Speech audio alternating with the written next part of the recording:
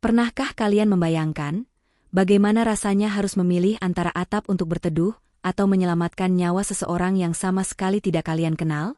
Sebuah pilihan sulit yang mungkin tidak sanggup kita hadapi, namun harus dijalani oleh seorang pria dalam kisah kita kali ini.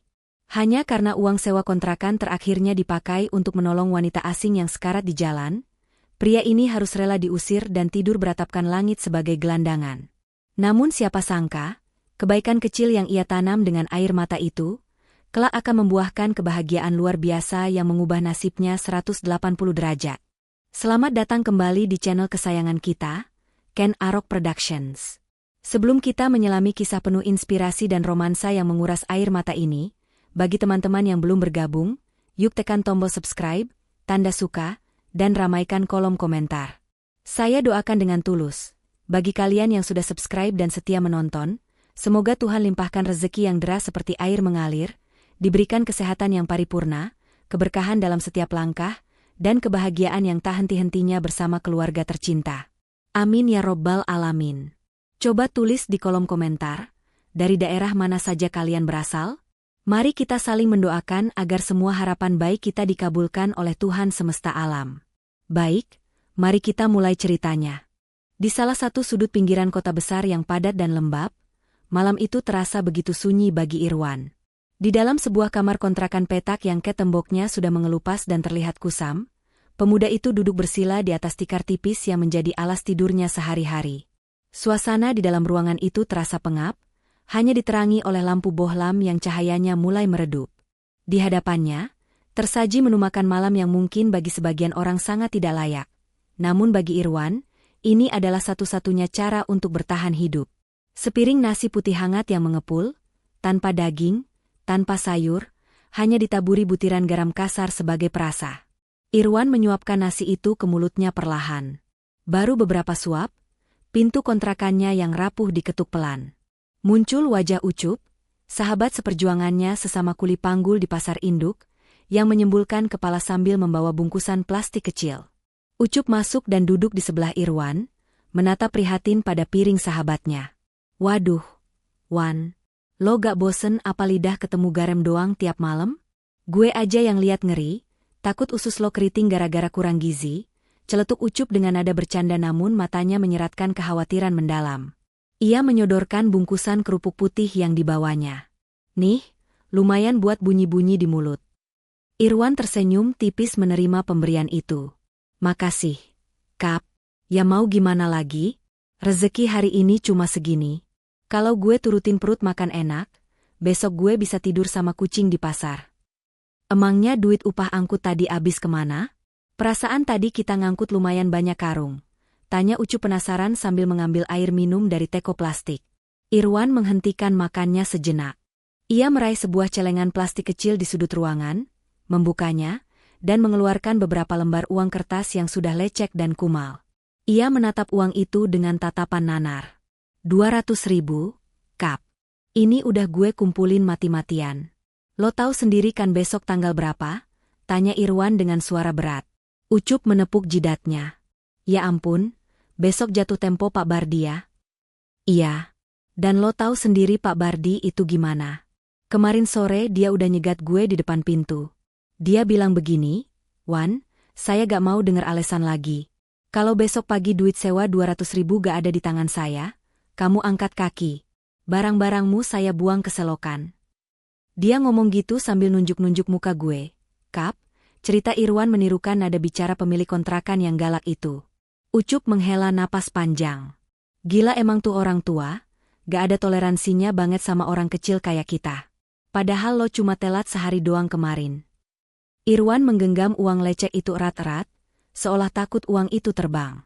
Makanya, Kap, duit ini tuh duit nyawa. Gue rela makan nasi garam, asalkan gue masih punya atap buat tidur. Gue gak mau jadi gelandangan lagi kayak dulu pas baru putus kuliah. Malam semakin larut, di luar suara guntur mulai terdengar bersahutan. Irwan menyimpan kembali uang itu ke dalam saku celananya dengan sangat hati-hati. Bagi Irwan, lembaran kertas kumal itu adalah benteng terakhir pertahanannya dari kejamnya kehidupan kota besar, tanpa ia tahu bahwa beberapa jam lagi, takdir akan menguji prinsip hidupnya dengan cara yang sangat ekstrim. Sementara Irwan sedang bergelut dengan kecemasan di kamar sempitnya, tak jauh dari sana, di sebuah jalan pintas yang gelap dan jarang dilewati kendaraan, nasib buruk sedang mengintai seorang wanita yang berasal dari dunia yang sangat berbeda. Hujan deras yang mengguyur kota malam itu seolah menjadi tirai yang menyembunyikan sebuah malapetaka. Sebuah mobil sedan hitam mewah yang biasanya melaju mulus, kini terhenti mendadak di tengah jalan yang berlubang dan becek. Di dalam mobil itu, Fiona, seorang CEO muda yang memimpin perusahaan logistik besar, duduk dengan gelisah. Wajah cantiknya terlihat tegang. Ia baru saja lolos dari kejaran orang-orang suruhan saingan bisnisnya yang mencoba mencelakainya. Namun, masalah belum selesai. Supir pribadi Fiona yang sedari tadi mencoba menyalakan mesin, akhirnya menoleh ke belakang dengan wajah pucat. "Maaf, Bu Fiona. Sepertinya kita benar-benar dalam masalah besar. Mobilnya tidak bisa jalan sama sekali. Ban depan dan belakang kempes total. Sepertinya ada yang sengaja menebar paku di jalanan ini," lapor sang supir dengan suara bergetar. Fiona membelalakan matanya, napasnya mulai terasa berat karena panik. "Apa? Disabotase? Pak, kita tidak bisa berhenti di sini. Daerah ini rawan, dan orang-orang itu mungkin masih mengejar kita. Coba Bapak keluar cari bantuan atau bengkel terdekat." Sang supir mengangguk cepat dan segera mengambil payung, lalu berlari menembus hujan deras untuk mencari pertolongan ke arah perkampungan warga. Tinggallah Fiona sendirian di dalam mobil yang mulai terasa dingin. Kecemasan Fiona semakin memuncak ketika ia melihat layar ponselnya. Tidak ada sinyal sama sekali. Ia merasa terperangkap. Rasa takut membuat Fiona mengambil keputusan nekat. Ia berpikir tidak aman jika terus berdiam diri di dalam mobil yang mencolok itu. Ia membuka pintu mobil, bermaksud mencari tempat yang lebih tersembunyi sambil menunggu supirnya kembali, atau mencari sinyal di tempat yang lebih tinggi. Namun, begitu kakinya menginjak aspal yang dingin dan tubuhnya terguyur air hujan yang ekstrem, tubuh Fiona langsung bereaksi. Udara dingin yang menusuk tulang bercampur dengan stres berat yang dialaminya malam itu memicu penyakit lamanya. Asma akut. Fiona baru berjalan beberapa langkah menuju sebuah gang sempit di dekat pasar induk untuk berteduh, ketika tiba-tiba dadanya terasa seperti dihimpit batu besar. Napasnya tercekat. "Uhuk, tulong." Rintih Fiona lirih, namun suaranya tenggelam oleh gemuruh hujan. Ia mencoba merogoh tasnya untuk mencari alat bantu napasnya, namun tangannya terlalu gemetar dan kaku karena kedinginan. Fiona kehilangan keseimbangan. Tubuhnya yang lemah ambruk di atas tanah basah, tepat di balik tumpukan kardus-kardus bekas yang basah. Di lorong gelap dan kotor itu, sang CEO yang biasanya berkuasa kini tergeletak tak berdaya, megap-megap mencari udara, sendirian, dan nyaris kehilangan kesadaran. Di tengah gemuruh hujan yang seolah ingin menenggelamkan kota, Irwan berlari kecil menerobos genangan air. Ia baru saja kembali dari warung di ujung jalan untuk membeli air minum, memeluk erat sebuah galon kecil di dadanya agar tidak tergelincir. Tubuhnya sudah basah kuyup, menggigil kedinginan, namun langkah kakinya tiba-tiba terhenti tepat di depan sebuah gang sempit yang gelap. Mata tajam Irwan menangkap pergerakan samar di balik tumpukan kardus basah di pinggir jalan. Awalnya, ia mengira itu hanya seekor kucing yang berteduh. Namun, ketika kilatan petir menyambar sesaat, Irwan terperanjat. Ia melihat sebuah tangan manusia yang melambai lemah, gemetar hebat, seolah sedang meminta pertolongan terakhir sebelum nyawanya melayang. "Astaga! Itu orang!" seru Irwan kaget. Tanpa membuang waktu, Irwan meletakkan galon airnya begitu saja di trotoar dan berlari menghampiri sosok tersebut. Betapa terkejutnya ia saat menemukan seorang wanita muda dengan pakaian yang terlihat sangat mewah namun kotor oleh lumpur, tergeletak tak berdaya. Wajah wanita itu, yang tak lain adalah Fiona, sudah pucat pasi, bahkan bibirnya mulai membiru. Irwan berlutut di sampingnya, menepuk pelan pipi Fiona yang terasa dingin seperti es. "Mbak, Mbak dengar saya? Bangun, Mbak," teriak Irwan mencoba menyadarkan, suaranya beradu dengan suara hujan. Fiona membuka matanya sedikit, tatapannya kosong namun penuh ketakutan.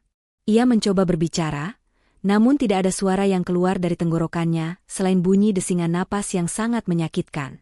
Dadanya naik turun dengan cepat namun tidak ada udara yang masuk. Tangan Fiona yang gemetar mencengkeram kerah baju Irwan dengan sisa tenaganya, lalu menunjuk-nunjuk ke arah leher dan dadanya sendiri dengan gerakan memompa. Irwan terdiam sejenak, otaknya berputar cepat memproses pemandangan di depannya. Ia sangat mengenali gejala mengerikan ini. Ingatannya langsung terlempar ke masa lalu, saat almarhum ibunya sering mengalami hal serupa sebelum meninggal dunia. "Mbak sesak napas? Asma?" tanya Irwan dengan nada panik namun tegas. Fiona mengangguk lemah, air mata putus asa mengalir dari sudut matanya yang sayu. Ia menunjuk ke arah seberang jalan dengan jari telunjuknya yang lemas. Di sana, terlihat samar-samar lampu neon sebuah apotek 24 jam yang masih menyala. Irwan langsung paham. Wanita ini butuh obat, dan dia butuh itu sekarang juga atau nyawanya tidak akan tertolong. "Bertahan, Mbak. Jangan tidur. Lihat mata saya. Saya akan cari obat buat Mbak. Jangan tutup mata," perintah Irwan dengan suara keras untuk menjaga kesadaran Fiona. Melihat kondisi Fiona yang sudah diambang batas, Irwan tahu ia tidak bisa menunggu sedetik pun. Tanpa mempedulikan air galonnya yang mungkin akan hilang dicuri orang, Irwan bangkit berdiri. Ia menatap ke arah apotek di seberang jalan, lalu menatap kembali ke arah Fiona yang sedang bertaruh nyawa. Adrenalin memacu jantung Irwan lebih cepat dari sebelumnya, bersiap melakukan apapun demi menyelamatkan wanita asing di hadapannya ini. Dengan napas memburu dan pakaian yang basah kuyup meneteskan air ke lantai keramik yang bersih, Irwan menerobos masuk ke dalam apotek. Petugas apoteker yang sedang berjaga di balik etalase kaca terlonjak kaget melihat penampilan pemuda itu yang berantakan, mirip orang yang sedang dikejar setan. "Mbak, tolong, Mbak. Ada orang sekarat karena asma di seberang. Saya butuh obat inhaler yang paling cepat reaksinya, sekarang juga. Sama alat bantu napasnya kalau ada," teriak Irwan dengan suara lantang, tidak peduli dengan tatapan aneh beberapa pengunjung lain. Apoteker itu melihat kepanikan yang jujur di mata Irwan. Ia segera bergerak cekatan mengambil sebuah kotak kecil dari rak kaca di belakangnya. Kalau kondisinya sudah parah dan membiru, inhaler biasa mungkin kurang cepat. "Mas, ini ada paket darurat, isinya inhaler dosis tinggi dan nebulizer portable sekali pakai. Ini yang paling ampuh buat pertolongan pertama." "Oke, saya ambil itu. Berapa harganya, Mbak?" tanya Irwan sambil tangannya merogoh saku celananya yang basah, menyentuh gumpalan uang kertas yang menjadi nyawanya.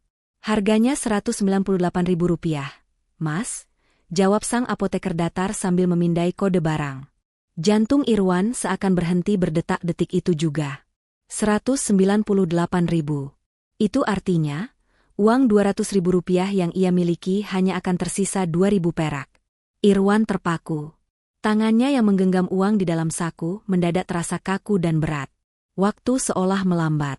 Di benaknya, wajah garang Pak Bardi, pemilik kontrakan, muncul dengan sangat jelas. Teriakan Pak Bardi kemarin sore terngiang kembali di telinganya, "Kalau besok pagi gak bayar, kamu tidur di selokan."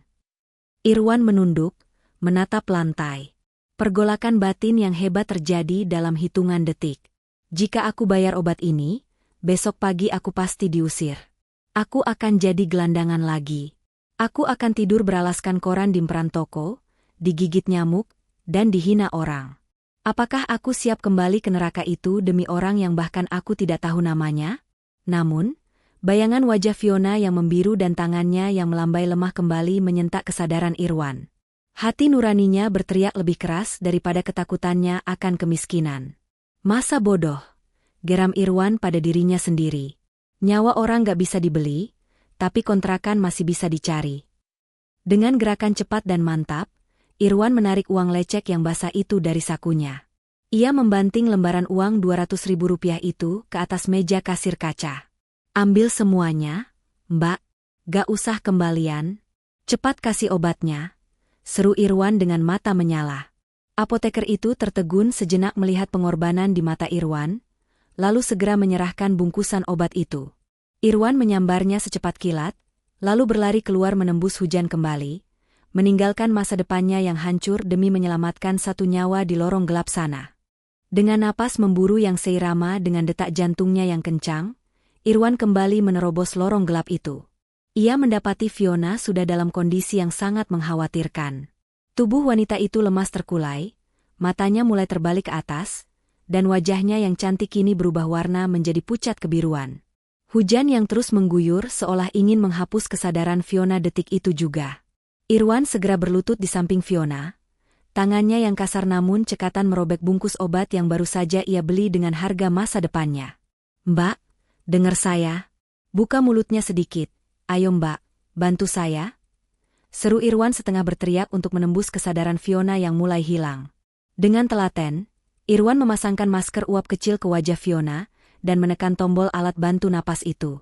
Ia tidak hanya diam, tangan kirinya menopang kepala Fiona agar posisinya lebih tinggi, sementara tangan kanannya memegang erat alat tersebut agar tidak terlepas. "Tarik napas. Mbak, pelan-pelan. Ikuti hitungan saya. 1, 2, hembuskan." Irwan membimbing Fiona layaknya seorang perawat profesional. Suaranya terdengar begitu lembut, kontras dengan penampilannya yang garang dan basah kuyup. Perlahan namun pasti, suara desingan napas menyakitkan dari dada Fiona mulai mereda. Udara mulai masuk mengisi paru-parunya yang tadi terasa sempit. Warna pucat di wajahnya berangsur-angsur menghilang. Fiona terbatuk kecil, lalu menarik napas panjang yang melegakan.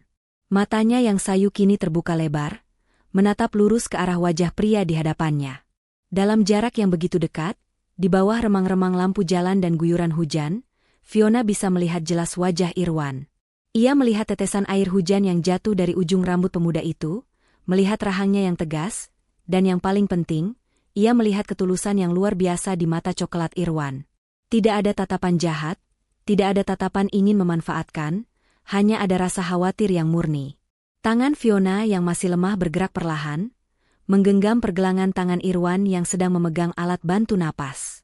Genggaman itu lemah, tapi penuh rasa terima kasih. Fiona berusaha menggerakkan bibirnya untuk bicara. "Erik, makasih." Bisik Fiona lirih, nyaris tak terdengar. Irwan tersenyum tipis, lalu meletakkan jari telunjuknya di depan bibir. "SSTTT. Jangan banyak omong dulu, Mbak. Simpan tenaga Mbak. Napas Mbak belum stabil benar." Tepat saat itu, dari ujung gang terdengar teriakan panik dan sorot lampu senter. "Bu Fiona, Ibu di mana?" Itu suara supir Fiona yang datang membawa bantuan warga. Irwan menoleh dan melihat rombongan orang berlari mendekat. Seketika, rasa minder menyergap hati Irwan. Ia melihat pakaiannya yang lusuh, sandalnya yang putus satu karena berlari tadi, dan membandingkannya dengan Fiona yang meskipun kotor tetap terlihat sebagai orang kaya. "Supir Mbak sudah datang. Mbak bakal aman sekarang," ucap Irwan pelan. Sebelum Fiona sempat menahannya, Irwan perlahan melepaskan genggaman tangan Fiona. Ia memundurkan langkahnya, menyatu dengan kegelapan lorong, dan berbalik pergi meninggalkan tempat itu lewat jalan belakang. Irwan menghilang bak di telan bumi, meninggalkan Fiona yang diselamatkan oleh seorang malaikat tanpa nama yang baru saja mengorbankan segalanya demi dirinya.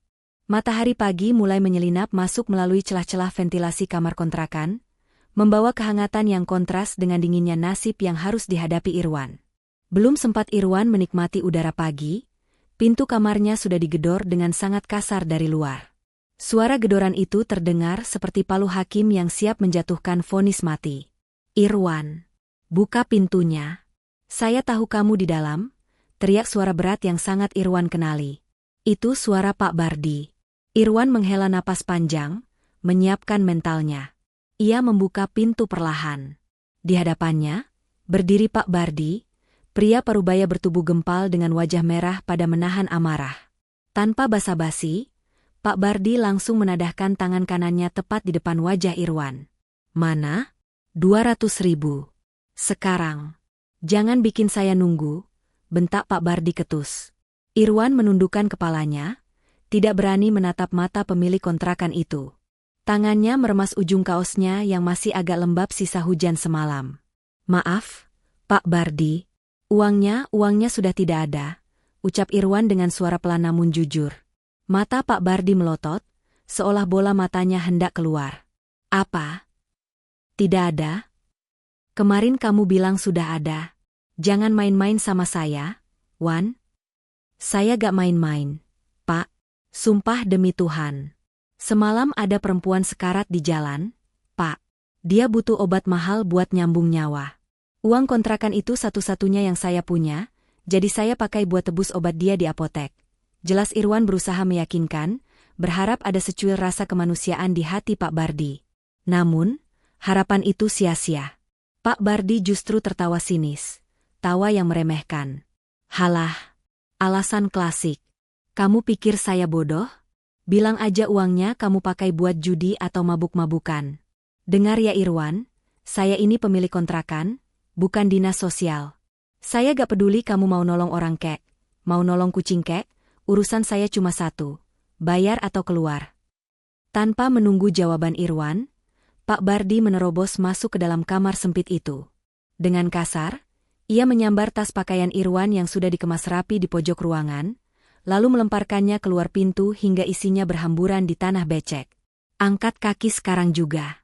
Saya muak dengar alasan orang miskin kayak kamu. Usir Pak Bardi tanpa ampun.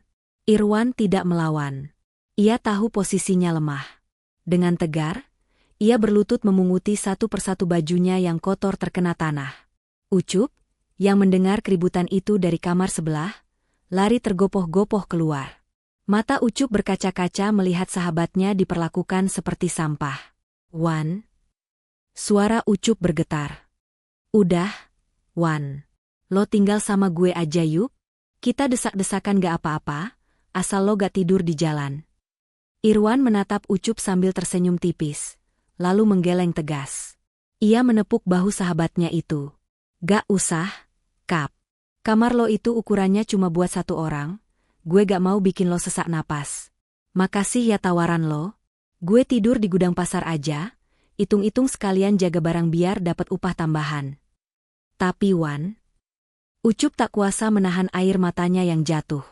Irwan bangkit berdiri, menyandang tas kresek besar berisi seluruh harta bendanya. Ia menatap kamar kontrakan itu untuk terakhir kalinya, lalu berbalik badan melangkah pergi. Hari itu, Irwan resmi menjadi gelandangan. Atapnya kini adalah langit, dan selimutnya adalah angin malam. Namun anehnya, meski ia baru saja kehilangan tempat berteduh, hati Irwan terasa ringan. Tidak ada penyesalan sedikitpun, karena ia tahu, di suatu tempat di kota ini, ada seorang wanita yang masih bernapas berkat pengorbanannya pagi ini. Sementara Irwan mulai menapakkan kakinya di jalanan yang keras, suasana yang sangat kontras terlihat di sebuah gedung pencakar langit yang berdiri megah di pusat bisnis kota. Di lantai paling atas, di dalam ruangan yang luas dengan pendingin udara yang sejuk dan aroma pengharum ruangan lavender yang menenangkan, Fiona berdiri mematung di depan dinding kaca besar. Wanita cantik itu menatap hiruk-pikuk kota dari ketinggian, namun pikirannya tidak berada di sana. Ia sudah kembali bekerja, fisik dan napasnya sudah pulih total berkat obat mahal yang dibelikan oleh pemuda asing malam itu. Namun, hatinya justru merasa sakit karena rasa penasaran dan hutang budi yang belum terbayar. Di mejanya, tumpukan berkas kontrak bernilai miliaran rupiah tergeletak begitu saja, sama sekali tidak disentuh. Fiona memegang dadanya, merasakan detak jantungnya sendiri. Ia sadar betul, jika bukan karena pemuda nekat yang menerobos hujan malam itu, jantung ini mungkin sudah berhenti berdetak. Siapa kamu sebenarnya? Gumam Fiona pelan, matanya menerawang jauh. Ia memejamkan mata, berusaha keras memutar kembali ingatan malam itu. Bayangannya masih samar karena efek oksigen yang tipis di otaknya saat kejadian. Namun, ada satu detail visual yang terekam jelas di memorinya. Saat pemuda itu memapahnya dan membungkuk untuk memasangkan alat bantu napas, Fiona sempat melihat sekilas ke arah dada kiri pemuda itu. Di sana, di atas jaket denim biru yang sudah pudar warnanya dan basah kuyup, terdapat sebuah bordiran nama berwarna putih yang jahitannya sudah mulai terlepas. Irwan. Bisik Fiona, menyebut nama itu untuk pertama kalinya. Namanya Irwan. Seketika, semangat Fiona terbakar kembali. Ia berbalik badan dan segera menekan tombol interkom di meja kerjanya dengan gerakan cepat. Pak Hadi, tolong ke ruangan saya sekarang. Bawa tim inti keamanan, perintah Fiona dengan nada tegas yang tidak bisa dibantah. Tak lama kemudian, seorang pria tegap berjas hitam, kepala keamanan perusahaan, masuk dengan sigap. Ada perintah, Bu Fiona? Fiona menatap tajam ke arah Pak Hadi. Saya punya tugas khusus, dan ini lebih penting dari pengamanan kargo manapun. Saya mau Bapak kerahkan tim untuk menyisir area pasar induk dan perkampungan di sekitarnya. Cari seorang pria muda, usianya mungkin sekitar 25 tahun. Ciri-cirinya bagaimana, Bu? Tanya Pak Hadi sambil mengeluarkan buku catatan. Dia memakai jaket denim lusuh, wajahnya tegas, kulitnya sawo matang, dan ada bordiran nama, Irwan, di dada kirinya. Cari dia di pangkalan kuli panggul, di warung-warung pinggir jalan, atau dimanapun. Dia orang yang menyelamatkan nyawa saya kemarin malam. Pak Hadi terkejut mendengar pengakuan bosnya itu, namun ia segera mengangguk patuh. Siap, Bu. Kalau sudah ketemu, apa yang harus kami lakukan? Apakah kami harus membawanya ke sini atau memberikan imbalan uang? Fiona menggeleng pelan. Tatapannya melembut, namun penuh tekad. Jangan cuma kasih uang lalu pergi. Itu penghinaan buat dia. Temukan dia, pastikan dia orang yang tepat, dan bawa dia ke hadapan saya. Saya ingin mengucapkan terima kasih dengan cara saya sendiri. Dia sudah mengorbankan sesuatu yang berharga malam itu, saya bisa merasakannya. Cepat bergerak, Pak Hadi. Siap laksanakan.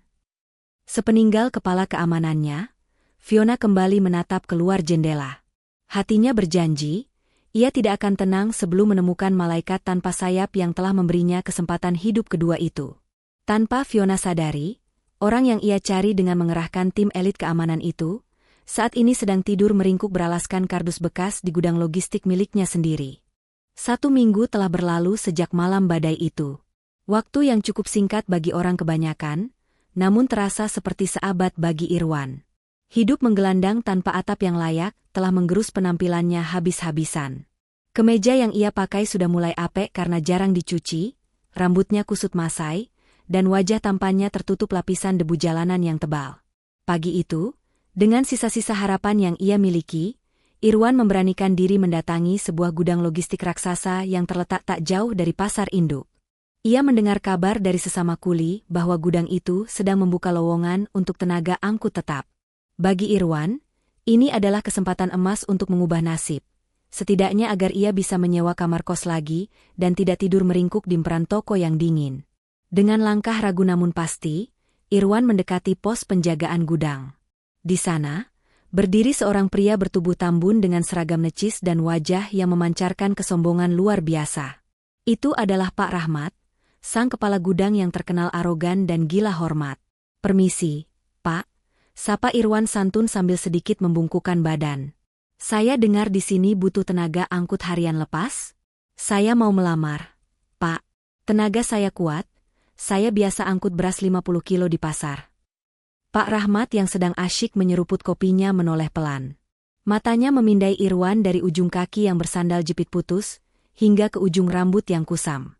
Tatapannya penuh jijik, seolah sedang melihat tumpukan sampah busuk yang bisa bicara. Heh? Melamar kerja? Pak Rahmat tertawa sinis, suaranya menggelegar membuat beberapa kuli lain menoleh. Kamu gak salah alamat? Ini perusahaan logistik Bonafit, bukan tempat penampungan gelandangan. Lihat tuh baju kamu, dekil begitu. Nanti barang-barang klien saya malah ikutan bau sampah kalau kamu yang pegang. Irwan mengepalkan tangannya di samping paha, menahan gejolak emosi yang membakar dadanya. Ia tahu ia kotor, tapi ia bukan sampah. Saya memang kotor karena tidur di pasar, Pak. Tapi saya jamin kerjaan saya bersih dan jujur. Saya juga lulusan SMA, Pak. Saya bisa baca tulis dan hitung stok. Jawab Irwan mencoba membela diri dengan sisa harga dirinya. Mendengar itu, Pak Rahmat justru semakin menjadi-jadi. Ia melangkah maju, lalu dengan sepatu mengkilapnya, ia menendang tas kresek berisi pakaian Irwan yang diletakkan di tanah, hingga isinya berhamburan keluar. Halah, banyak omong kamu. Gembel kayak gini ngaku-ngaku bisa hitung stok? Paling juga nanti kamu nyolong barang kalau lengah, bentak Pak Rahmat kasar. Pergi sana. Jangan kotori halaman gudang saya. Pergi. Pak Rahmat mendorong dada Irwan dengan keras. Karena tidak siap dan tubuhnya memang sedang lemas karena kurang makan, Irwan terhuyung ke belakang dan jatuh terjerembab ke tanah yang becek sisa hujan semalam. Gelak tawa beberapa anak buah Pak Rahmat terdengar menyakitkan di telinga. Irwan terdiam dalam posisi jatuhnya. Lumpur mengotori celananya. Hatinya perih, bukan karena dorongan fisik itu, Tapi karena harga dirinya diinjak-injak tepat di saat ia berusaha bangkit dari keterpurukan. Ia menunduk, menatap lumpur, merasa bahwa dunia benar-benar tidak adil bagi orang kecil sepertinya. Namun, ia tidak tahu bahwa di balik gerbang gudang, sebuah iring-iringan mobil mewah baru saja tiba dan menyaksikan seluruh kejadian memilukan itu. Suara tawa mengejek Pak Rahmat dan anak buahnya masih menggema di udara. Namun seketika terhenti, terpotong oleh deru mesin mobil yang halus namun berwibawa. Sebuah sedan hitam mengkilap berhenti tepat di depan gerbang gudang, diiringi oleh 2 mobil SUV pengawal di belakangnya. Pintu penumpang sedan itu terbuka, dan turunlah sepasang kaki jenjang yang dibalut sepatu hak tinggi bermerek, menapak tegas di atas aspal yang retak. Itu Fiona, sang pemilik perusahaan. Ia mengenakan setelan blazer putih bersih yang memancarkan aura kekuasaan dan keanggunan. Awalnya, ia berniat melakukan inspeksi rutin. Namun, pemandangan pertama yang menyambutnya bukanlah barisan karyawan yang rapi, melainkan seorang pria lusuh yang sedang didorong hingga jatuh terjerembab ke dalam kubangan lumpur oleh kepala gudangnya sendiri. Mata Fiona menyipit. Jantungnya berdegup kencang bukan karena takut, tapi karena ia mengenali postur tubuh pria malang itu. Jaket denim lusuh yang basah oleh lumpur itu, ia tidak mungkin salah. Itu jaket yang sama yang melindunginya dari hujan semalam. "Berhenti!" teriak Fiona. Suaranya melengking tinggi, memecah keheningan gudang, penuh dengan amarah yang meledak-ledak. Pak Rahmat yang tadinya membusungkan dada, seketika membeku. Wajahnya yang merah karena tawa berubah pucat pasi saat melihat siapa yang datang. Bu Fiona," gagapnya. Fiona sama sekali tidak mempedulikan Pak Rahmat. Tanpa memikirkan sepatu mahalnya atau blazer putihnya yang mungkin akan kotor, Fiona berlari kecil menghampiri Irwan yang masih terduduk di tanah. Semua mata karyawan terbelalak. Seorang CEO terkemuka, berlari di area becek demi seorang gembel. Fiona berlutut tepat di depan Irwan, membiarkan lutut celana bahannya menyentuh tanah basah. Tangannya yang halus dan terawat langsung memegang kedua bahu Irwan yang kotor. "Kamu." Suara Fiona bergetar, matanya berkaca-kaca menatap wajah Irwan yang tertutup debu dan percikan lumpur. "Akhirnya ketemu. Kamu Irwan, kan? Pria yang di apotek itu?" Irwan yang masih syok karena didorong, kini semakin bingung. Ia mendongak dan menatap wanita cantik di depannya. Ingatannya berputar kembali ke malam hujan itu. Wanita yang sekarat itu, kini berdiri di hadapannya bak bidadari, sehat dan berkuasa. Mbak yang asma itu?" tanya Irwan ragu, suaranya parau. Fiona mengangguk cepat, air mata haru menetes di pipinya. "Iya, ini aku. Orang yang nyawanya kamu beli pakai uang terakhir kamu." Fiona lalu membantu Irwan berdiri, membersihkan sedikit kotoran di lengan jaket pemuda itu dengan tangannya sendiri tanpa rasa jijik sedikitpun. Setelah memastikan Irwan baik-baik saja, Fiona memutar tubuhnya menghadap Pak Rahmat. Tatapan matanya yang tadi lembut penuh haru, kini berubah menjadi tatapan singa betina yang siap menerkam mangsa. "Pak Rahmat," bentak Fiona dingin. Pak Rahmat gemetar hebat, kakinya lemas seperti jeli. Iya Bu. Saya bisa jelaskan, ini cuma salah paham." "Salah paham kamu bilang?" potong Fiona tajam. "Pria yang baru saja kamu dorong dan kamu hina ini, adalah orang yang menyelamatkan nyawa saya. Kalau tidak ada dia, atasan kamu ini sudah mati di pinggir jalan.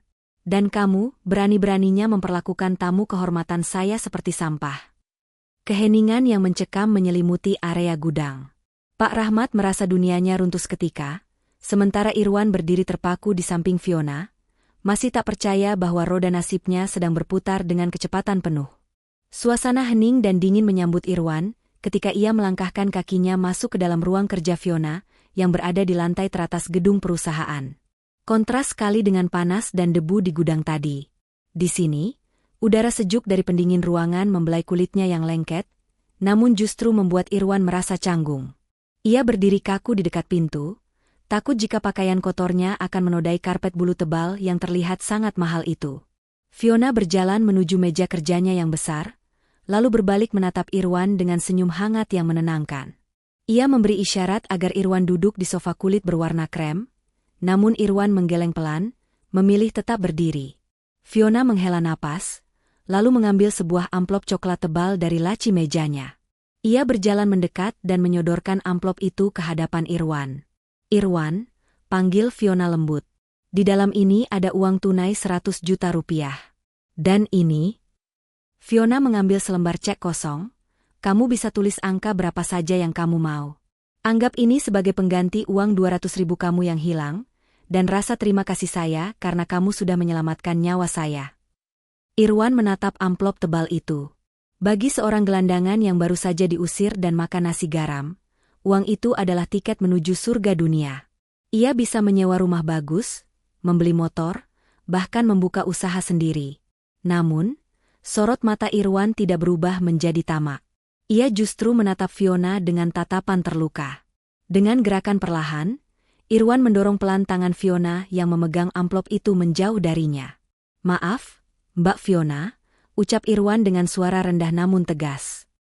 "Saya menolong Mbak malam itu karena Mbak sesama manusia yang butuh bantuan, bukan karena saya mengharapkan bayaran. Uang 200 ribu saya memang hilang, dan saya memang jadi gelandangan. Tapi kalau saya terima uang ini, berarti keikhlasan saya ada harganya. Saya orang miskin, Mbak, tapi saya bukan pedagang jasa penyelamat nyawa. Harga diri saya tidak bisa dibeli dengan amplop ini." Fiona tertegun. Ia terpaku di tempatnya.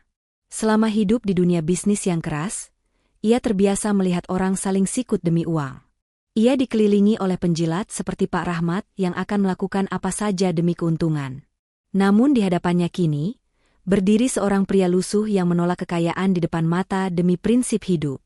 Perlahan, senyum Fiona merekah. Kali ini bukan senyum formalitas, melainkan senyum kekaguman yang tulus. Ia meletakkan amplop itu kembali ke meja. "Baiklah kalau kamu tidak mau uang," kata Fiona, matanya berbinar cerdas. "Kalau begitu, saya tawarkan sesuatu yang lebih berharga. Saya tawarkan martabat."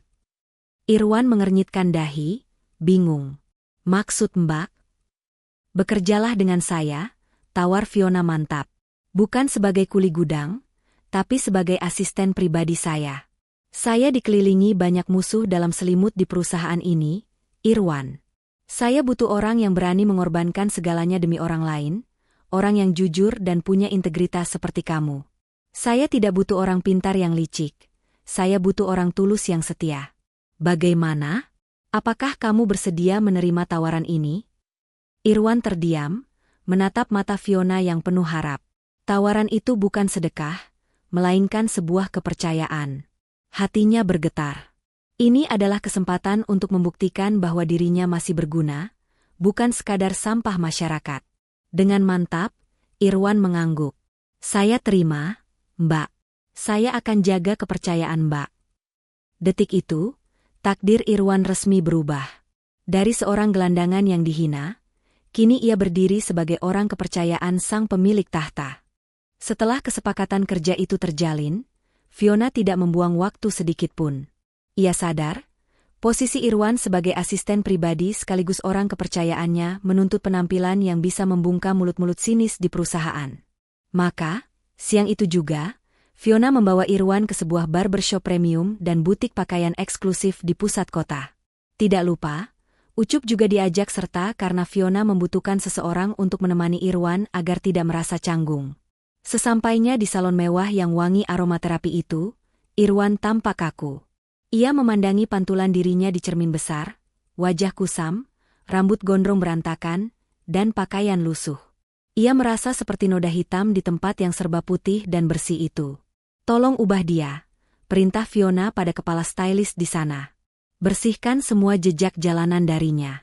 Saya mau dia terlihat rapi, berwibawa, tapi tetap mempertahankan karakter wajahnya yang tegas."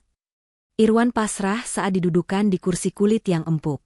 Rambutnya yang kusut dicuci bersih, dipangkas rapi dengan gaya coma hair yang sedang tren, menonjolkan garis rahangnya yang maskulin.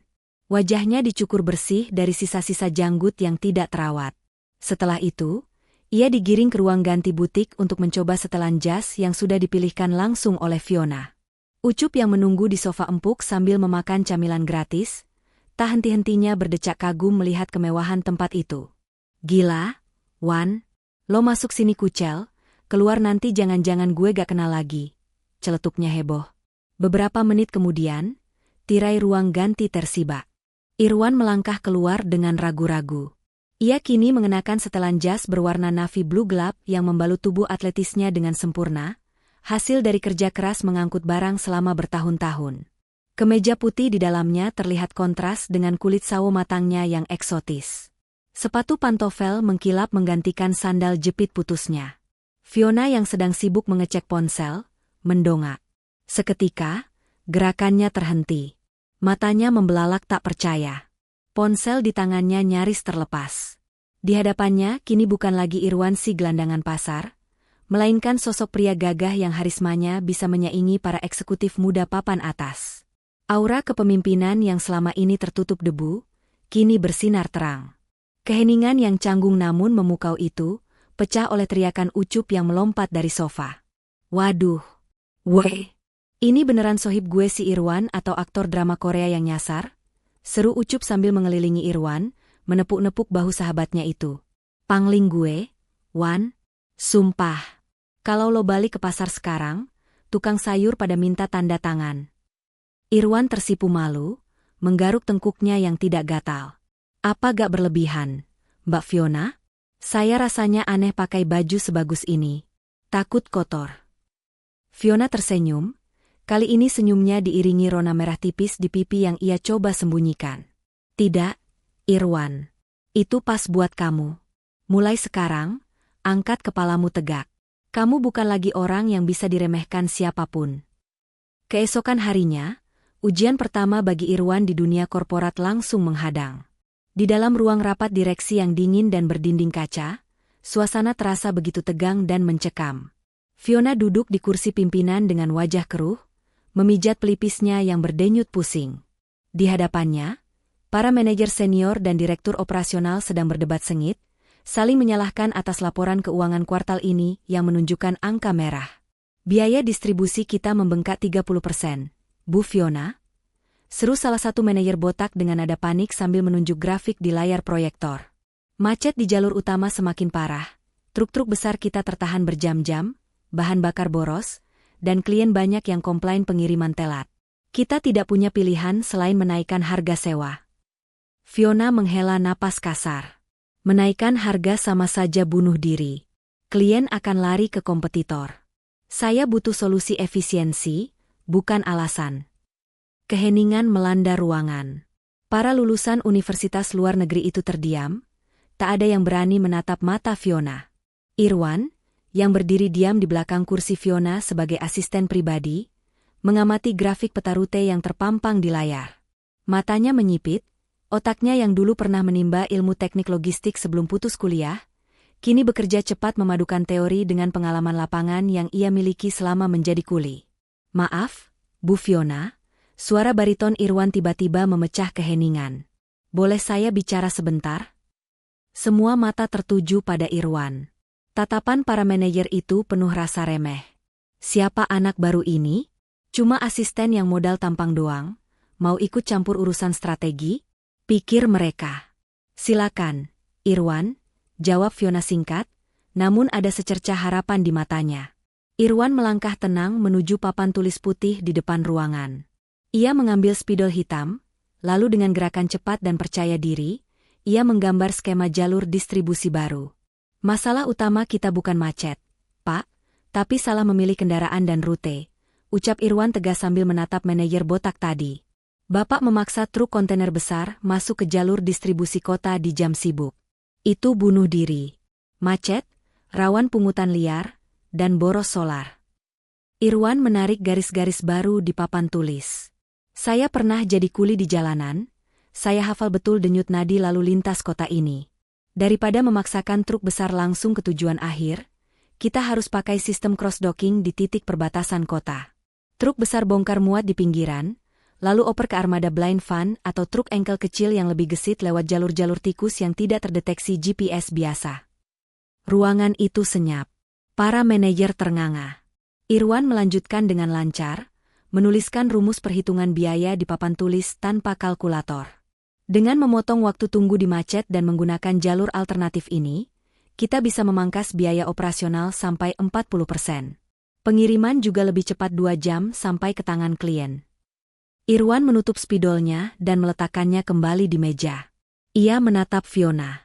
Itu saran saya, Bu. Berdasarkan apa yang saya lihat di aspal setiap hari, bukan cuma dari balik meja AC. Fiona terdiam menatap papan tulis yang kini penuh dengan coretan strategi brilian itu. Senyum bangga perlahan terukir di bibirnya. Ia menoleh kepada para manajer yang kini menunduk malu, karena kalah cerdas dari seorang mantan kuli. Kalian dengar itu? Tanya Fiona dengan nada puas. Kalian yang digaji mahal dengan gelar berderet, kalah visi dengan dia. Mulai hari ini, jalankan strategi Irwan. Dia bukan cuma asisten saya, dia adalah otak baru di ruangan ini. Irwan kembali berdiri di belakang Fiona, wajahnya tetap datar dan tenang, namun di dalam hatinya, ia merasa hidup kembali. Ia telah membuktikan bahwa debu jalanan tidak pernah bisa menutupi kilau emas yang ada di dalam kepalanya. Setelah ketegangan di ruang rapat mereda dengan kemenangan telak berkat kecerdasan Irwan, suasana di kantor Fiona berubah menjadi lebih santai. Jam makan siang telah tiba, namun karena jadwal yang padat, Fiona memutuskan untuk tidak makan di luar. Ia memesan 2 kotak makan siang premium untuk dirinya dan Irwan, lalu mengajak asisten barunya itu makan bersama di meja tamu di sudut ruangannya yang luas. Di hadapan makanan, topeng wibawa Fiona sebagai CEO yang dingin seolah luntur seketika. Ternyata, wanita yang ditakuti oleh ratusan karyawan itu memiliki sisi lain yang sangat manusiawi.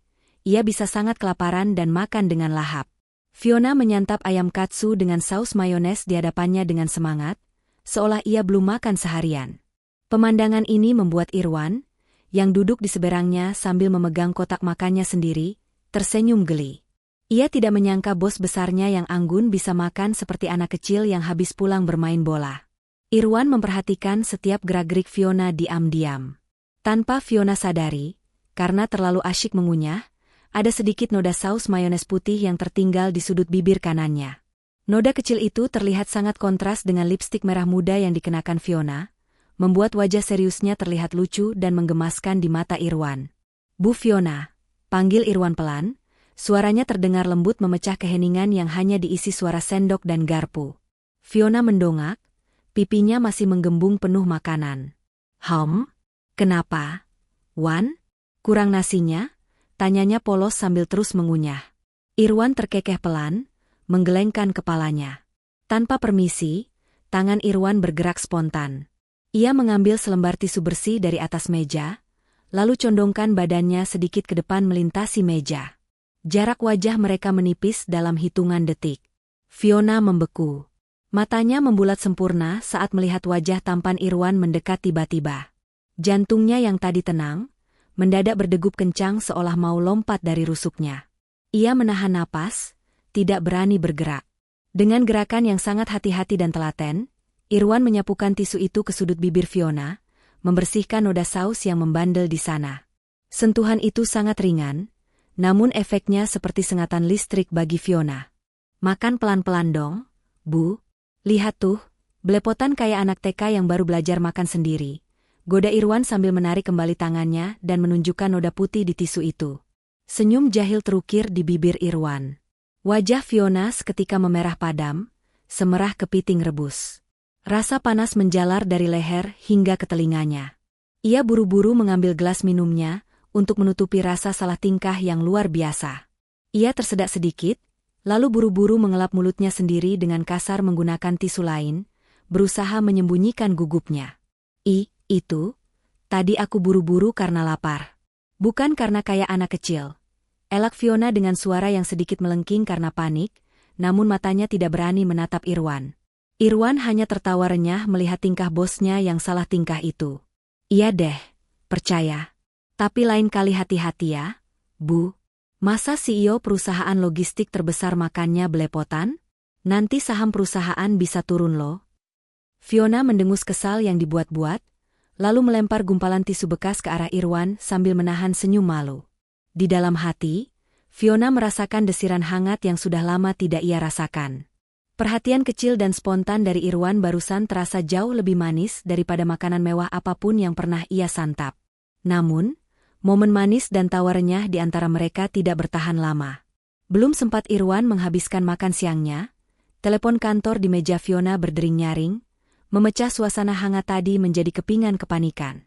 Dering telepon itu terdengar sangat menuntut, seolah membawa kabar buruk yang tidak bisa ditunda sedetik pun. Fiona menghela napas panjang, meletakkan sendoknya, dan mengangkat gagang telepon dengan nada profesional.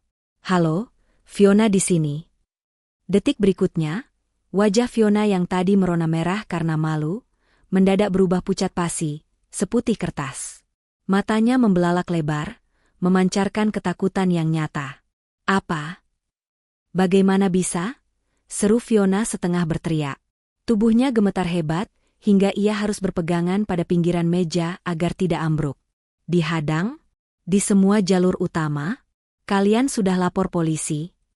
Irwan yang melihat perubahan drastis itu langsung siaga. Ia meletakkan kotak makannya dan berdiri tegak, insting pelindungnya menyala. Ia bisa mendengar suara panik dari ujung telepon yang saking kerasnya sampai terdengar samar-samar keluar dari gagang. "Mereka preman bayaran, Bu? Jumlahnya puluhan. Mereka bakar ban di tengah jalan dan memecahkan kaca truk kita. Supir-supir kita ketakutan, mereka mengancam akan membakar muatan kalau kita maksa lewat. Ini pasti ulah Red Logistik, Bu. Mereka mau kita gagal kirim barang ke klien utama hari ini," lapor manajer lapangan dengan suara histeris. Fiona membanting gagang telepon itu, kembali ke tempatnya dengan tangan gemetar. Ia memijat dadanya yang mulai terasa nyeri. Napasnya mulai pendek-pendek. Stres berat adalah pemicu utama asmanya selain udara dingin, dan saat ini, Fiona sedang berada di puncak stres tertinggi. "Irwan," desis Fiona, suaranya terdengar putus asa. "Kita habis. Red Logistik main kotor. Mereka memblokade akses jalan tol dan jalan provinsi. Truk kita tertahan semua. Kalau barang tidak sampai ke pelabuhan dalam 2 jam, kontrak miliaran kita batal. Perusahaan ini bisa bangkrut. Wan." Kepanikan Fiona menular keluar ruangan. Pintu ruangan terbuka kasar, beberapa staf masuk dengan wajah panik, membawa laporan bahwa klien-klien besar sudah mulai menelepon marah-marah dan mengancam akan memutus kerjasama. Suasana kantor yang tadinya tenang berubah menjadi neraka kekacauan. Fiona terduduk lemas di kursi kebesarannya, wajahnya mulai membiru karena oksigen yang menipis akibat panik. Ia merasa buntu. Melawan preman bayaran dengan prosedur hukum memakan waktu lama, sedangkan mereka berpacu dengan waktu. Di tengah keputusasaan itu, ia menatap Irwan, satu-satunya orang yang masih berdiri tenang di tengah badai kepanikan ini. Fiona tidak tahu harus berbuat apa, namun mata Irwan yang tajam seolah sedang memetakan sesuatu yang tidak bisa dilihat oleh orang-orang berdasi di ruangan itu. Di tengah kekacauan yang melanda ruangan itu, Irwan tidak ikut larut dalam kepanikan. Ia berjalan memutar meja, menghampiri Fiona yang sedang mencengkeram dadanya karena sesak napas akibat stres. Dengan lembut namun penuh otoritas, Irwan memegang kedua bahu Fiona, memaksanya untuk menatap matanya. "Bu Fiona, tatap mata saya," ucap Irwan dengan suara rendah yang menenangkan, namun mengandung kekuatan yang aneh. "Tarik napas. Tenang. Ibu percaya sama saya, kan?" Fiona menatap mata coklat itu. Ada keyakinan yang begitu besar di sana. Perlahan, Fiona mengangguk lemah. Napasnya mulai sedikit teratur meskipun air mata keputusasaan masih menggenang di pelupuk matanya. "Tapi mereka memblokir jalan, Wan. Kita tidak bisa lewat." "Mereka memblokir jalan orang kaya, Bu. Tapi mereka lupa menutup jalan orang miskin," jawab Irwan misterius sambil menyunggingkan senyum tipis. Irwan segera berdiri tegak, membalikan badannya menghadap para staf yang sedang panik. Aura kepemimpinannya meledak seketika. Ruangan yang tadinya berisik mendadak hening melihat karisma Irwan. "Kalian semua, berhenti menangis. Nyalakan monitor GPS utama sekarang," perintah Irwan lantang. Tanpa membuang waktu, Irwan merogoh ponsel bututnya dari saku jas mahalnya. Ia menekan nomor panggilan cepat. Terdengar nada sambung 2 kali sebelum suara heboh ucup terdengar di seberang sana. "Halo, Wan? Kenapa lo nelpon pas jam kerja? Gue lagi nyuci truk nih." "Kap, dengerin gue. Ini kode merah. Red Logistik main kotor. Mereka sewa preman buat blokir jalan tol dan jalur provinsi. Truk kita ketahan. Gue butuh lo kumpulin semua anak-anak sekarang. Panggil si gondrong pangkalan ojek. Bang Jampang tukang parkir pasar, sama semua supir tembak yang lo kenal. Kita butuh pengawal jalanan. Waduh. Siap, Wan. Berani-beraninya mereka ganggu lapak bos Irwan. Gue kerahin pasukan sekarang. Lewat mana nih? Irwan berjalan mendekati peta besar di dinding, matanya menelusuri garis-garis jalan yang tidak berwarna merah di GPS. Jangan lewat jalan protokol.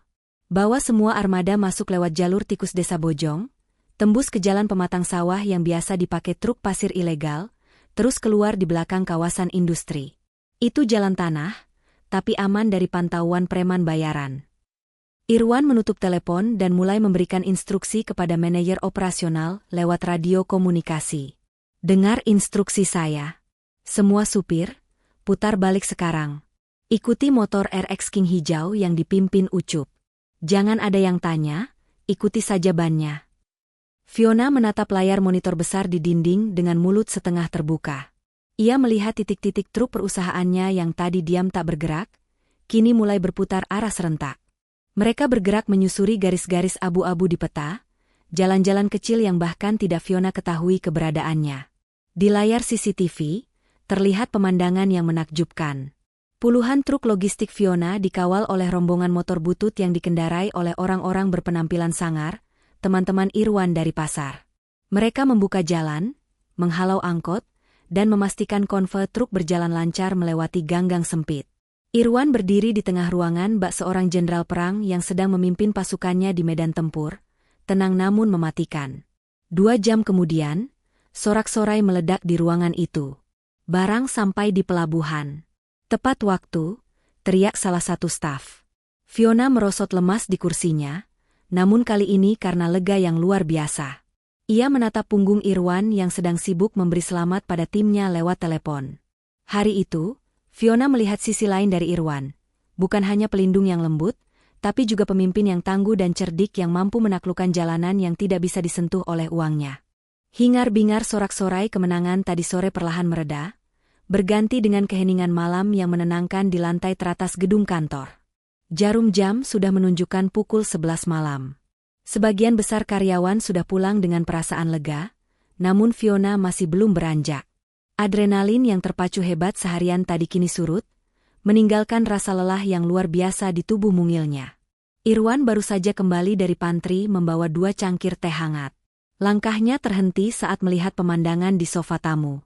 Fiona, sang CEO yang biasanya duduk tegak penuh wibawa, kini tertidur pulas dalam posisi meringkuk seperti anak kucing.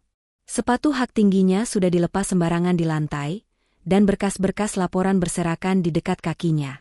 Wajahnya terlihat begitu damai, tanpa topeng ketegasan yang biasa ia pakai. Irwan tersenyum tipis.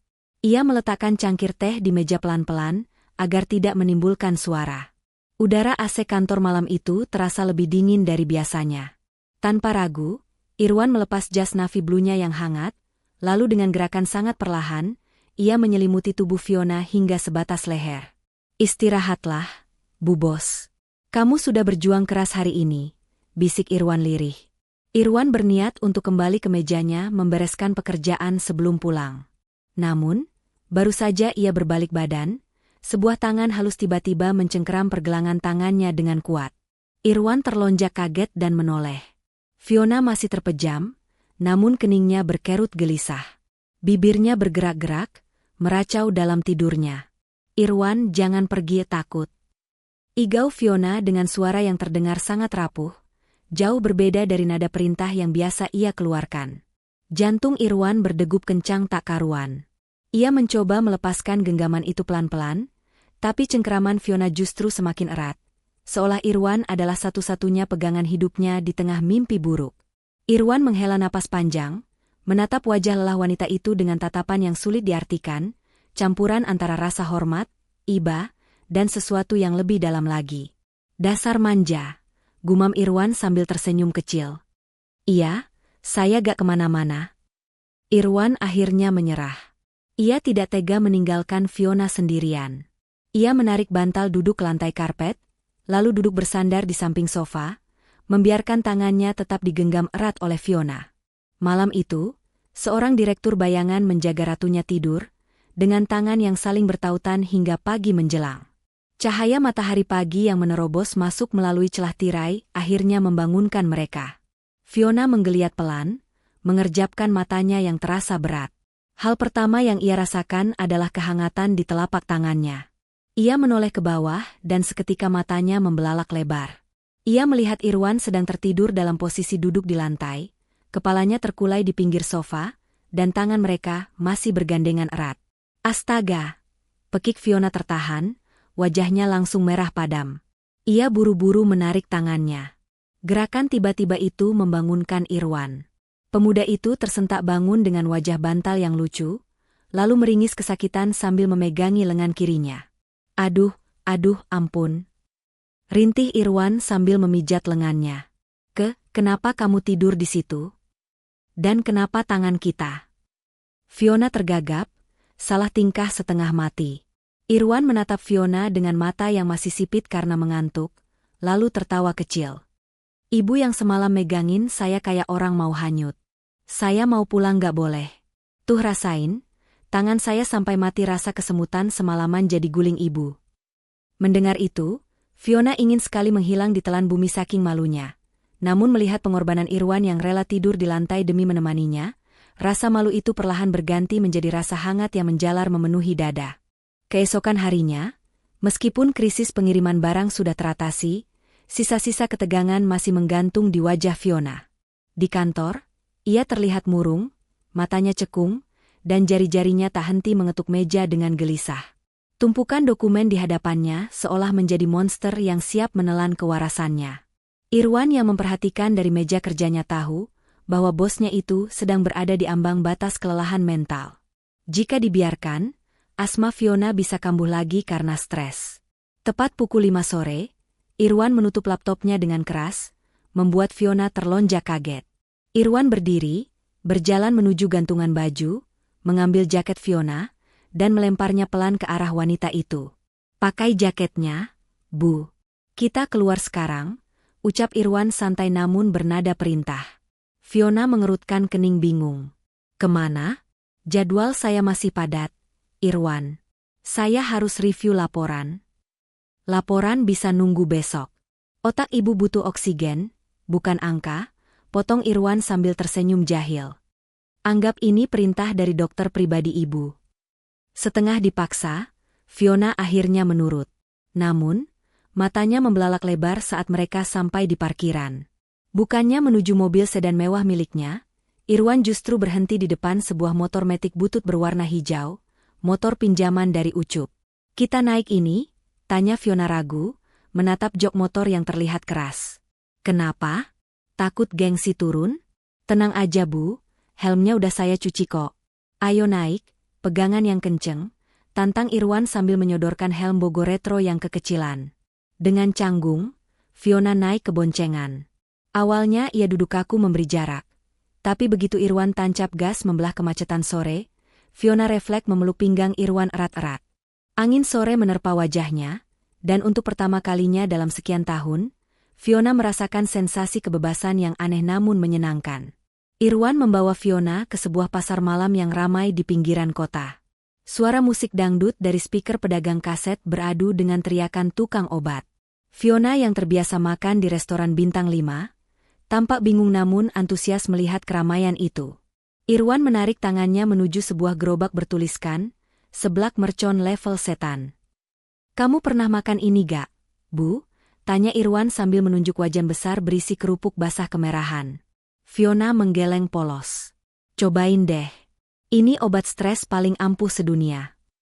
10 menit kemudian, pemandangan yang sangat langka terjadi. Fiona, sang CEO elegan, duduk di kursi plastik pinggir jalan sambil menangis terseduh-seduh. Bukan karena sedih, tapi karena kepedasan. Wajahnya merah padam sampai ke telinga, keringat bercucuran di pelipisnya, dan bibirnya bengkak kemerahan. Hah, Irwan.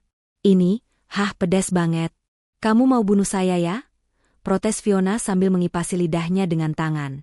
Air matanya meleleh merusak maskaranya. Irwan tertawa terpingkal-pingkal melihat ekspresi bosnya yang berantakan itu. Ia segera berlari ke warung sebelah dan kembali membawa satu kaleng susu steril dan es teh manis dalam plastik yang diikat karet. Nih, minum susunya biar netral. Siapa suruh tadi sok jagoan minta level 5? Ledek Irwan sambil menusukkan sedotan. Fiona menyambar susu itu dan menenggaknya rakus. Setelah rasa pedasnya mereda, bukannya marah, Fiona justru tertawa lepas. Tawa yang sangat renyah dan jujur. Tawa yang sudah lama hilang dari hidupnya yang penuh tekanan. Gila, ucap Fiona sambil menyeka keringat di dahinya. Pedes banget, tapi kok enak ya?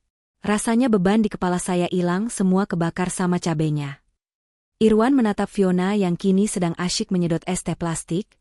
Rambutnya sedikit berantakan tertiup angin, tanpa image jaim sedikit pun. Bahagia itu murah kan, Bu? Gak perlu nunggu saham naik dulu baru bisa ketawa, ujar Irwan lembut. Fiona menatap Irwan, lalu tersenyum manis. Kali ini senyum yang tulus dari hati. Makasih ya, Wan. Hari ini kamu nyelamatin nyawa saya lagi. Bukan dari asma, tapi dari kebosanan. Malam itu, di tengah hiruk-pikuk pasar malam dan aroma terasi bakar, Fiona menyadari bahwa pria sederhana di hadapannya ini telah berhasil mencuri hatinya dengan cara yang paling tidak terduga. Pengalaman mengerikan saat armada truk dihadang preman memberikan pelajaran berharga bagi Irwan. Ia menyadari, mengandalkan koneksi preman pasar dan jalan tikus saja tidak akan cukup untuk menjamin kelangsungan bisnis jangka panjang.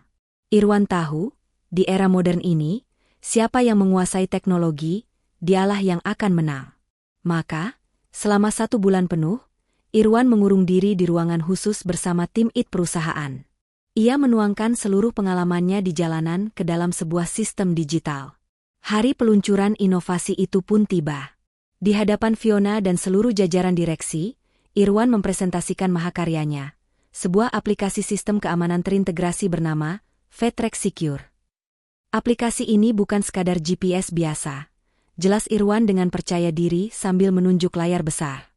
Sistem ini dilengkapi sensor getar pada kargo, kamera 360 derajat real-time di setiap truk, dan fitur tombol panik yang terhubung langsung ke kantor polisi terdekat. Selain itu, algoritma yang saya buat akan otomatis mengubah rute jika mendeteksi adanya potensi kemacetan tidak wajar atau kerumunan mencurigakan di jalur utama. Fiona menatap presentasi itu dengan mata berbinar. Ia tahu, ini adalah terobosan yang akan mengubah industri logistik selamanya. Namun, di sisi lain kota, pemilik Red Logistik, perusahaan saingan yang licik, masih belum kapok. Mendengar Fiona Logistik semakin maju, mereka kembali merencanakan sabotase.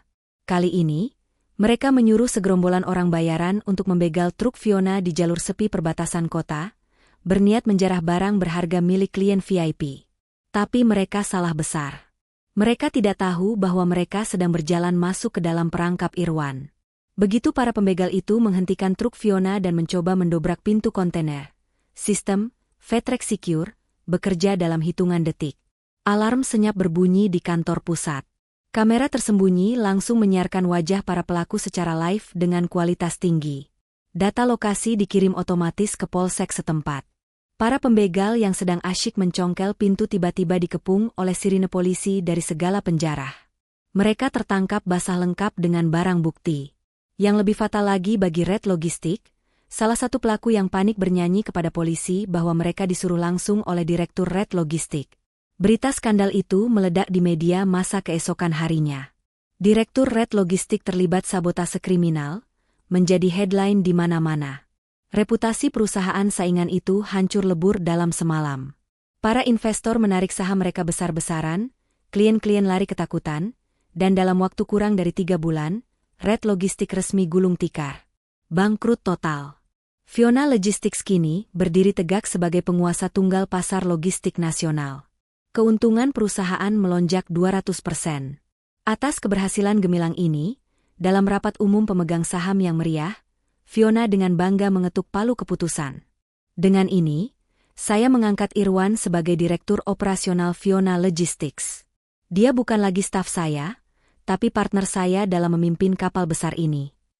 Tepuk tangan membahana memenuhi ruangan.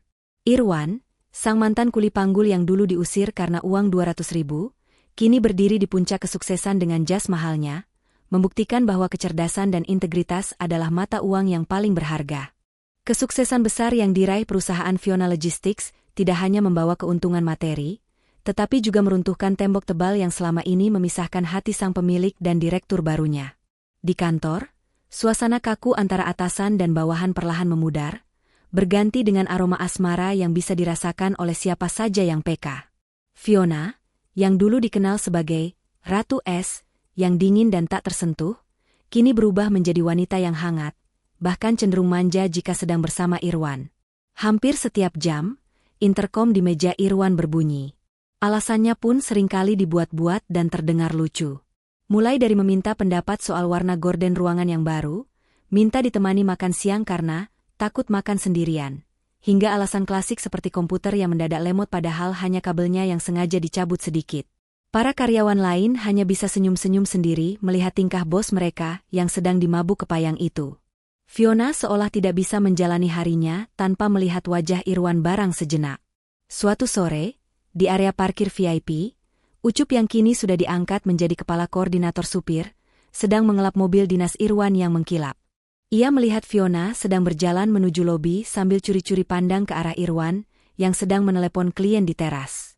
Tatapan Fiona begitu dalam, penuh kekaguman, seolah Irwan adalah satu-satunya pria yang ada di muka bumi ini. Ucup menyenggol lengan Irwan yang baru saja menutup telepon. "Woi, Pak Direktur. Sadar gak sih lo?" bisik Ucup sambil terkekeh pelan.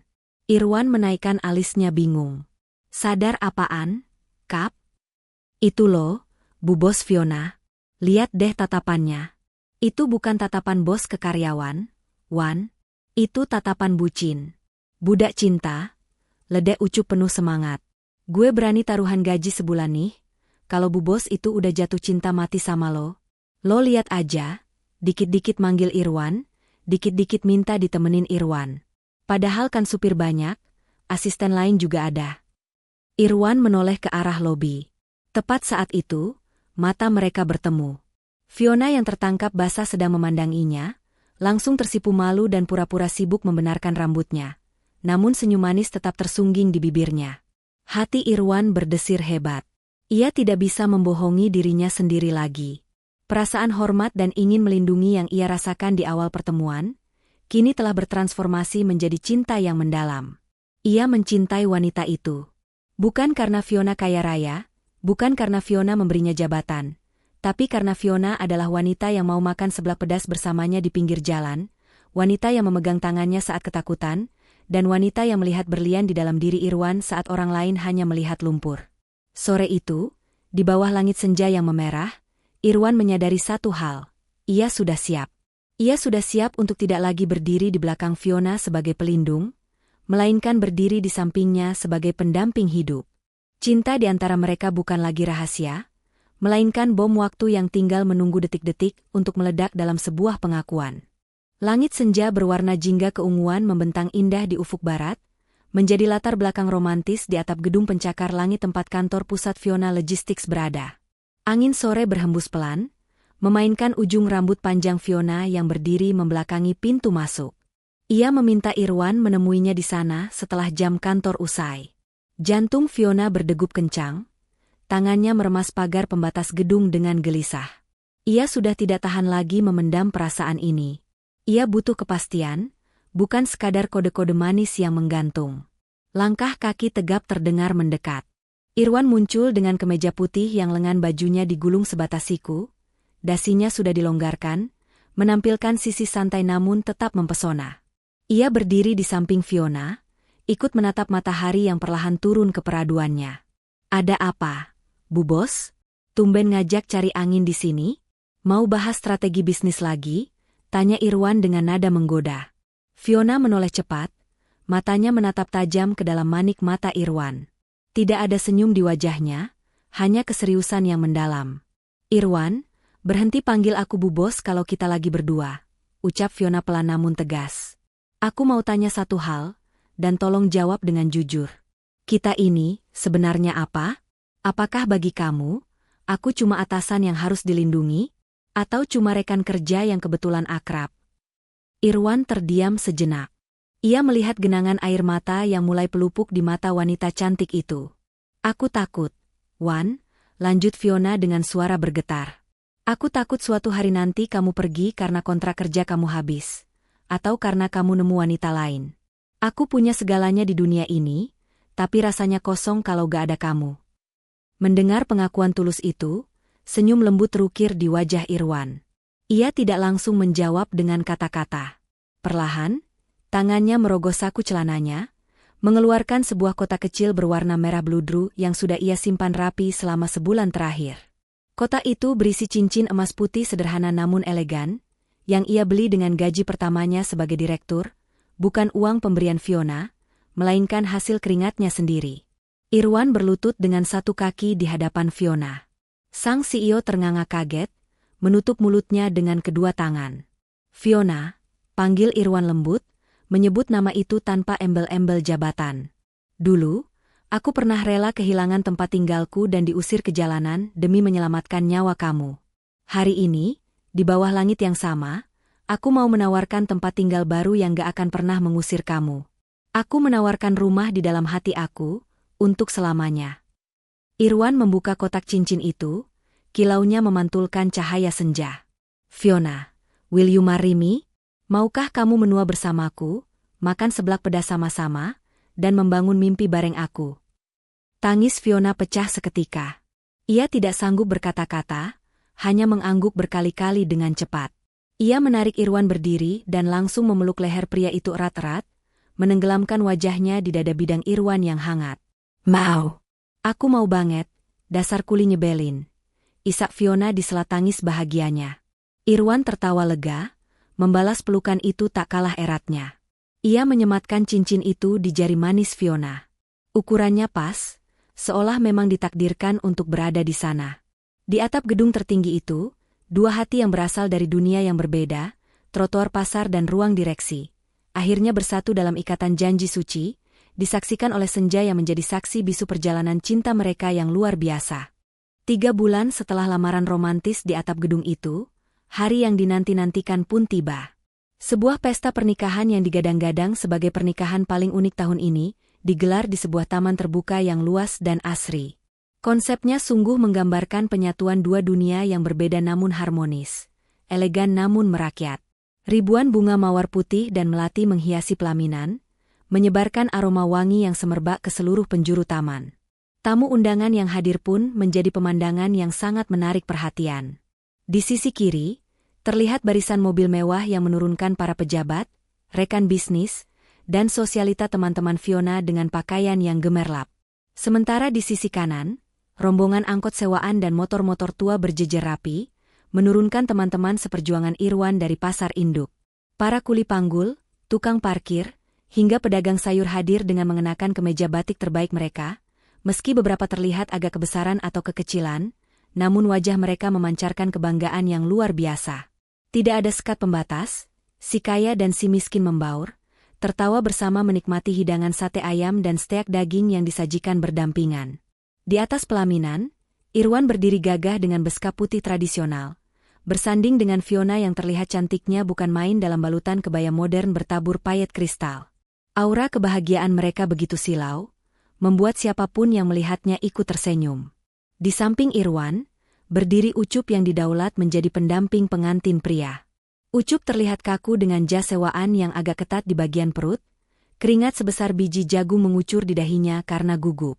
Saat sesi tukar cincin, Ucup sempat membuat kehebohan kecil.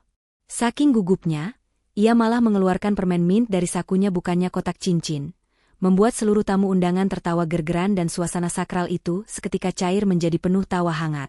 Namun, momen paling menyentuh terjadi di penghujung acara resepsi. Dari kerumunan tamu, terlihat sosok pria parubaya yang berjalan ragu-ragu mendekati pelaminan. Langkahnya gontai, kepalanya menunduk dalam. Itu adalah Pak Bardi, mantan pemilik kontrakan yang dulu mengusir Irwan tanpa ampun. Irwan yang melihat kedatangan Pak Bardi, bukannya marah atau memalingkan muka, justru turun dari pelaminan dan menghampirinya. Pak Bardi gemetar hebat saat Irwan berdiri di hadapannya. Air mata penyesalan mengalir deras di pipi keriput pria tua itu. Irwan, nak Irwan. Suara Pak Bardi serak menahan tangis. Ia hendak berlutut, Namun Irwan dengan sigap menahan bahunya. Saya minta maaf. Saya malu datang ke sini. Saya orang jahat yang sudah lempar baju kamu ke selokan. Saya menyesal, Nak. Sungguh. Suasana mendadak hening. Para tamu menahan napas, menunggu reaksi sang direktur sukses terhadap orang yang pernah menghinanya. Irwan tersenyum tulus, senyum yang tidak menyimpan dendam sedikitpun. Ia memeluk tubuh Pak Bardi yang ringkih itu dengan erat. Sudah, Pak, jangan minta maaf. Bapak gak salah, ucap Irwan menenangkan. Justru saya mau berterima kasih sama Bapak. Kalau Bapak hari itu gak ngusir saya, mungkin saya gak akan tidur di gudang, dan saya gak akan pernah ketemu lagi sama Fiona. Bapak adalah perantara takdir saya. Fiona yang menyusul turun, ikut tersenyum dan memberikan sebuah amplop besar kepada Pak Bardi. Pak Bardi, ini ada hadiah kecil dari kami berdua, kata Fiona lembut. Tiket dan akomodasi lengkap untuk berangkat umroh bulan depan. Mohon diterima ya, Pak. Doakan pernikahan kami langgeng di depan Ka'bah nanti. Pak Bardi menangis sejadi-jadinya, ia sujud syukur di atas rumput taman. Pemandangan itu membuat banyak tamu undangan ikut meneteskan air mata haru. Hari itu menjadi bukti nyata bahwa dendam tidak akan menyelesaikan apapun. Namun memaafkan bisa mengubah musuh menjadi keluarga, dan mengubah sakit hati menjadi berkah yang indah. 1 bulan berlalu sejak pesta pernikahan megah Irwan dan Fiona, kini giliran Ucup yang menunaikan ibadah panjangnya. Berkat posisi barunya sebagai kepala armada VIP di perusahaan Fiona Logistics, sebuah promosi jabatan yang diberikan langsung oleh Irwan karena dedikasi dan kejujurannya, Ucup akhirnya memiliki modal yang cukup untuk melamar gadis pujaannya di kampung. Pagi itu, suasana di sebuah gang sempit di kawasan padat penduduk terlihat sangat meriah. Janur kuning melengkung di ujung gang, menyambut para tamu yang harus berjalan kaki masuk karena mobil tidak bisa lewat. Di antara warga yang memakai batik sederhana dan ibu-ibu berdaster yang sedang menggendong anak, terlihat pasangan yang sangat mencolok. Irwan dan Fiona berjalan beriringan menyusuri gang sempit itu. Fiona tampil cantik dengan dress batik modern yang elegan dan sepatu hak yang kini diganti dengan flat shoes agar nyaman berjalan di aspal gang. Sementara Irwan menggandeng tangannya erat agar istrinya tidak tersenggol motor yang lewat. Sesampainya di tenda resepsi yang dipasang memakan separuh badan jalan, kehadiran mereka langsung menjadi pusat perhatian. Warga kampung berbisik-bisik kagum melihat kecantikan Fiona yang seperti artis ibu kota. Namun, alih-alih merasa risih atau jijik dengan tempat yang sempit dan panas, Fiona justru terlihat sangat antusias. Fiona duduk di kursi plastik sewaan berwarna merah, tangannya tak henti-henti mengipas-ngipasi wajahnya yang mulai berkeringat menggunakan undangan kipas souvenir. Panas banget ya, Yang? Makeup aku luntur gak? Tanya Fiona manja pada Irwan. Irwan tertawa kecil sambil menyeka keringat di dahi istrinya dengan tisu. Dikit. Tapi tetap cantik kok. Tahan ya, namanya juga hajatan rakyat. Gak apa-apa deh panas, yang penting makanannya. Seru Fiona berbinar saat piring prasmanannya datang. Sumpah ya, rendang kampung buatan ibunya Ucup ini jauh lebih enak daripada steak di hotel kita kemarin. Bumbunya medok banget. Momen paling menggemaskan terjadi ketika tukang es puter keliling lewat di samping tenda. Mata Fiona langsung berbinar seperti anak kecil. Tanpa malu-malu, Fiona memanggil tukang es itu dan mentraktir gerombolan anak-anak kecil yang sedari tadi mengintipnya malu-malu. Fiona duduk dikerumuni bocah-bocah ingusan, tertawa lepas sambil menjilati es krim cone rasa kopior yang meleleh di tangannya, sama sekali tidak peduli image CEO-nya luntur. Di atas panggung pelaminan yang sederhana, Ucu berdiri memegang mikrofon dengan tangan gemetar namun wajah berseri-seri. Ia menatap ke arah meja Irwan dan Fiona. Tes ehem. Ucu berdeham di mic yang bunyinya cempreng. Saya mau ngucapin terima kasih spesial buat tamu kehormatan saya. Bos Irwan, sohib seperjuangan saya dari zaman manggul beras, dan Bu Bos Fiona yang cantiknya ngalahin bidadari sinetron. Makasih bos, gara-gara kalian ngangkat derajat saya jadi kepala supir, akhirnya si Neng mau juga saya lamar. Kalau saya masih jadi kuli, mungkin saya masih jomblo sampai kiamat. Gelak tawa meledak di seluruh tenda. Irwan dan Fiona ikut tertawa terpingkal-pingkal sambil melambaikan tangan ke arah Ucup. Hari itu, di tengah himpitan rumah-rumah petak dan panasnya udara Jakarta, Fiona belajar satu hal lagi, bahwa kebahagiaan sejati itu tidak butuh pendingin ruangan atau chandelier kristal, tapi cukup dengan kehangatan persaudaraan dan sepiring rendang yang dimasak dengan cinta. 2 tahun telah berlalu sejak pesta pernikahan yang meriah itu. Waktu berjalan begitu cepat, mengubah lembaran-lembaran kisah pahit masa lalu menjadi kenangan manis yang kini layak untuk ditertawakan. Di sebuah rumah yang asri dan hangat, jauh dari hiruk-pikuk kesibukan kantor pusat, suasana pagi terasa begitu damai. Cahaya matahari menerobos masuk lewat celah dedaunan di taman belakang, menyinari teras tempat Irwan sedang duduk bersantai. Penampilan Irwan kini jauh lebih matang. Tidak ada lagi jejak kusam debu pasar di wajahnya, namun sorot matanya yang teduh tetap sama seperti dulu. Di pangkuannya, seorang bocah laki-laki berusia 1 tahun yang lucu dan menggemaskan sedang tertawa riang, berusaha meraih hidung ayahnya dengan tangan-tangan mungilnya. Itu adalah buah hati mereka, simbol cinta yang tumbuh dari benih kebaikan di tengah badai hujan 2 tahun lalu. Dari arah dapur, Fiona berjalan keluar membawa nampan berisi 2 cangkir teh hangat dan sepiring roti bakar. Ia mengenakan pakaian rumah yang sederhana, rambutnya diikat asal, namun kecantikannya justru terpancar semakin alami. Fiona meletakkan nampan itu di meja, lalu duduk di samping suaminya, menyandarkan kepalanya di bahu bidang Irwan sambil menatap putra mereka yang sedang aktif-aktifnya. Lihat deh, hidungnya mirip banget sama kamu. Tapi untung sifatnya gak keras kepala kayak papanya, canda Fiona sambil mencubit pelan pipi anaknya. Irwan tertawa renyah, merangkul bahu istrinya. Ya harus mirip dong.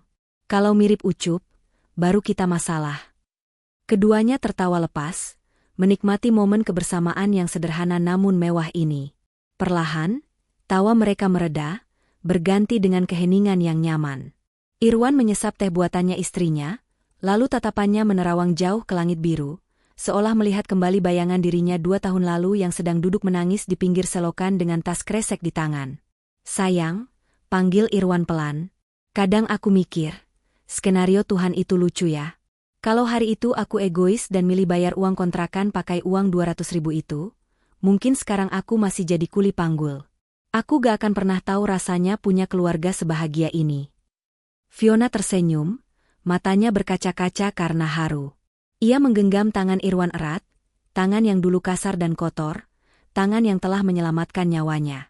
Dan kalau hari itu Pak Bardi gak galak dan gak ngusir kamu, sambung Fiona lembut, kita gak akan pernah ketemu lagi di gudang. Kamu gak akan jadi asisten aku, dan kita gak akan ada di sini sekarang. Jadi kesimpulannya, tanya Irwan menatap istrinya dalam. Kesimpulannya, untung dulu kamu nekat beli obat itu. Dan untung juga Pak Bardi ngusir kamu.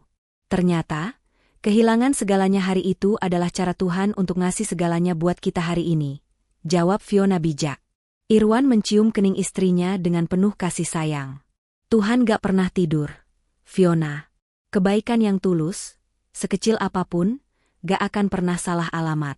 Uang 200.000 itu bukan hilang, tapi sedang ditabung di langit, dan sekarang bunganya cair berkali-kali lipat dalam bentuk kamu dan anak kita. Di teras rumah yang hangat itu, kisah perjuangan Irwan dan Fiona menemukan muaranya. Sebuah bukti nyata bagi semesta, bahwa derajat seseorang tidak ditentukan oleh apa yang ia miliki di dompetnya, melainkan oleh seberapa besar hati yang ia punya untuk memberi di saat ia sendiri sedang kekurangan. Dan begitulah, sang mantan kuli dan sang ratu logistik hidup bahagia selamanya, dalam dekapan takdir yang indah. Nah, Sobat Ken Arok Productions, itulah tadi kisah luar biasa tentang Irwan dan Fiona. Bagaimana menurut kalian? Apakah kalian pernah punya pengalaman di mana musibah justru membawa berkah? Tulis pendapat kalian di kolom komentar ya. Jangan lupa untuk like video ini, share ke teman-teman kalian agar pahala inspirasinya mengalir juga ke kalian, dan pastikan sudah subscribe. Sampai jumpa di kisah-kisah menyentuh hati berikutnya. Wassalamualaikum warahmatullahi wabarakatuh.